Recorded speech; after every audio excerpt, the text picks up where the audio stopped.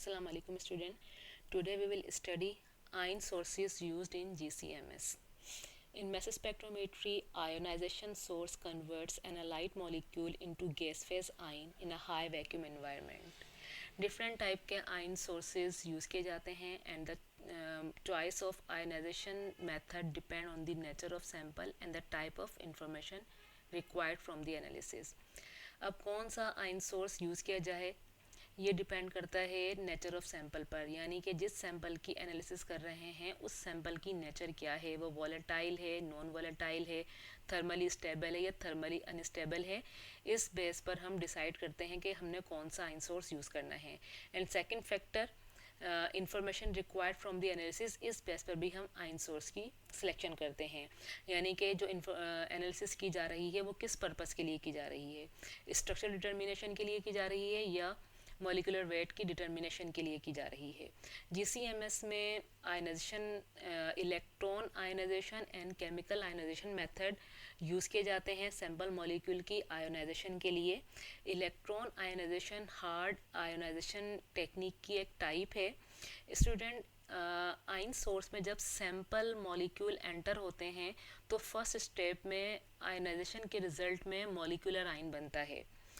अब hard ionization technique में होता ये है कि जो मॉलिकुलर आइन बनता है इसकी मज़ीद फ्रेगमेंटेशन हो जाती है, यानी मॉलिकुलर आइन स्मॉलर आइंस में डिवाइड हो जाता है, जिसके रिज़ल्ट में मैस स्पेक्ट्रम में मॉलिकुलर आइन पीक विजिबल नहीं होती।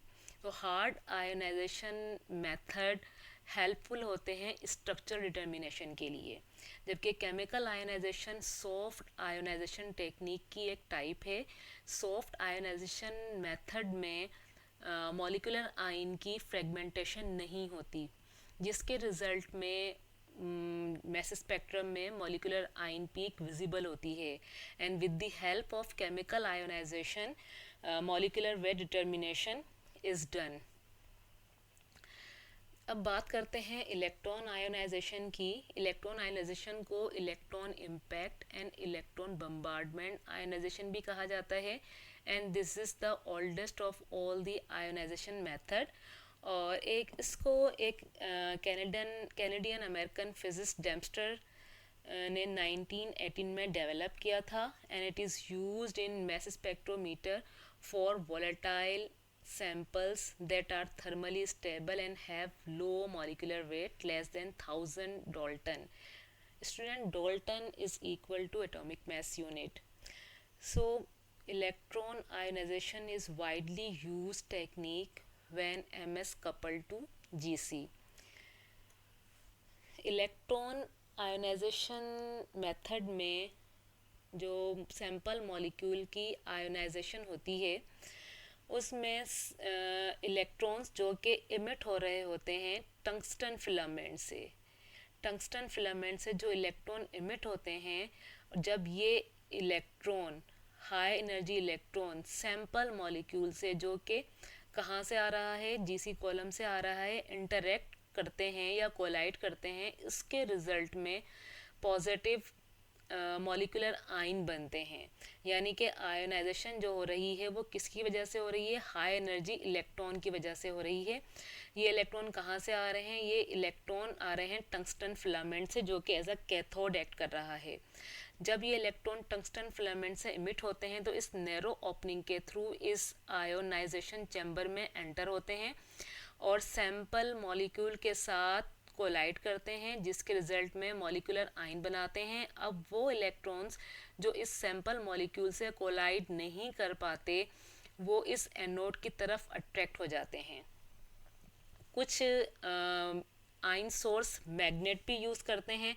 अब जो मैग्नेट का काम होता है आइन सोर्स में, जस्ट इसका काम ये होता है कि जो इलेक्ट्रॉन फिलामेंट से निकल रहे हैं उनको गैशियस मॉलिक्यूल की तरफ डायरेक्ट करना, यानी कि इलेक्ट्रॉन्स जो कि इस हीटेड फिलामेंट से इमिट हो रहे हैं उनको गैस मॉलिक्यूल की तरफ डायरेक्ट करना, ताकि आयोनाइजेशन के चांसेस बढ़ जाएं।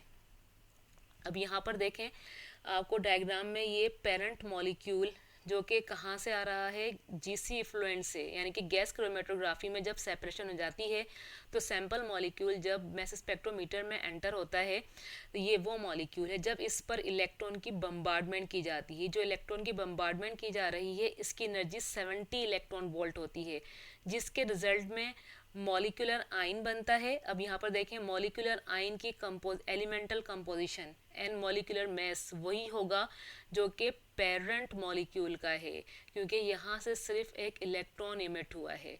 जब हम इलेक्ट्रॉन की बम्बार्डमेंट करवाते हैं इस पेरेंट मॉलिक्यूल पर तो उसके रिजल्ट में मॉलिक्यूलर आयन बनते हैं।